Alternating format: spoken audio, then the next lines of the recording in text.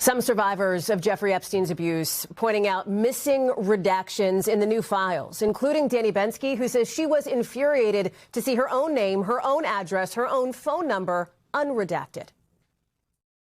I thought it was carelessness, and then I went to incompetence, and now it feels a bit deliberate. I feel like the Department of Justice has really made us feel unsafe. An attorney for some survivors tells NBC News that she personally reported violations on behalf of more than 50 survivors so far. And in a letter describes some clients, Jane Does, who never planned on going public, who now say they're facing harassment and death threats.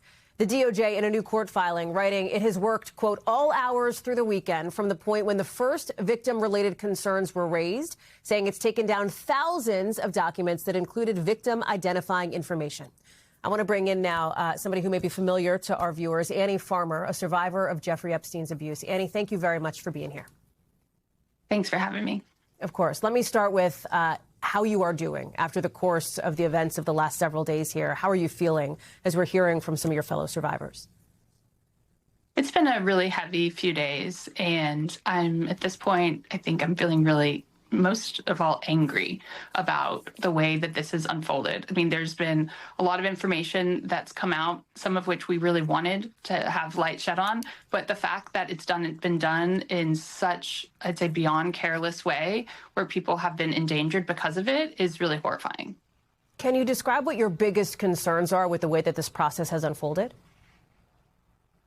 I just right now don't believe that the leadership at the DOJ had any intention of following through with what they told us over and over. There was so much lip service from this administration about protecting victims. But when you know there's been 40 images, nude images of potentially girls and young women that have been included, completely unredacted, and you see entire lists of victims that are completely unredacted, it's hard to believe this was anything other than that it was intentional.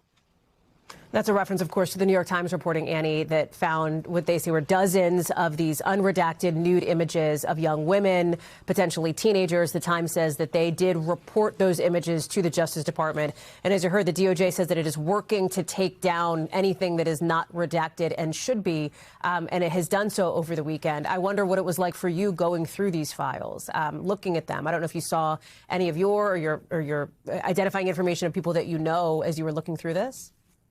Yes, yeah. I mean, I found my own, date of birth, my own phone number, but was also just really disturbed to see evidence of names of people that I knew did not want to be public, that were included, and also just like really, intimate details of people's lives that did not need to be included and were the kinds of things that the law outlined that said would not be included. So, and once something is out there in a digital way, they can take it down. But as we know, the damage has been done, and it's really upsetting. Annie, do you feel protected by the government? No. What would you need to feel that way? It's hard to imagine what this administration and this DOJ could do. I mean, I think right now what we want is them to follow the law and to be extremely responsive, to these things as they're brought to their attention. I know that they've made it, in some cases, really difficult, jumping through a lot of hoops to get these things addressed. So I think, I'm not alone in feeling outraged by this, and I hope that they feel that from the American people and that they respond accordingly. What are your next steps here, then? Well, my sister, Maria Farmer, filed a lawsuit against the government for negligence in this case. And really, as I see it, this is just further example of that, of the ways that we have not been protected in this case, and that the DOJ has not done their job. So I think, continuing to fight and hope that we see justice in that case is going to be really important. Annie, are you considering pursuing your own legal action here against the government? Is that an option that is on the table for you?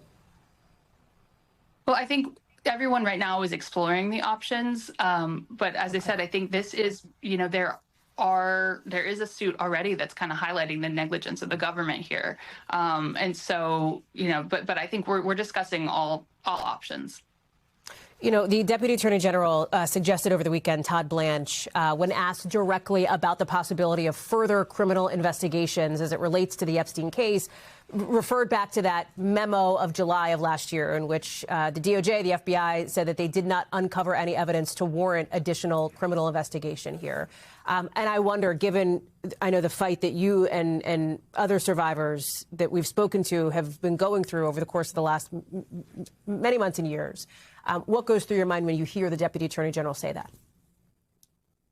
I'm not surprised, but I am disappointed. And I think that he also said, you know, now people can see whether we did our jobs or not. I think it's very clear. It's now on display for the world to see that they did not do their jobs.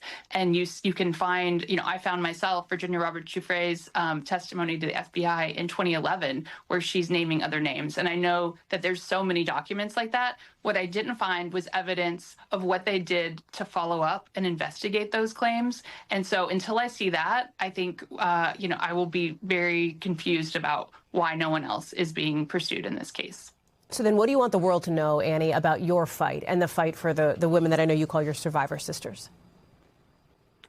I want people to know that we will not be intimidated and we will not back down, that the types of connections that you're seeing that are being brought up in these files, the ways that power protected power, is why we have chosen to push forward together so hard, because we believe people need to understand that, and these people need to be held accountable. Annie Farmer, we're so glad to have you today. Thank you very much for your time and for being so open about the process that you are going through. Thank you. Thank you, Hallie. We thank you for watching, and remember, stay updated on breaking news and top stories on the NBC News app or watch live on our YouTube channel.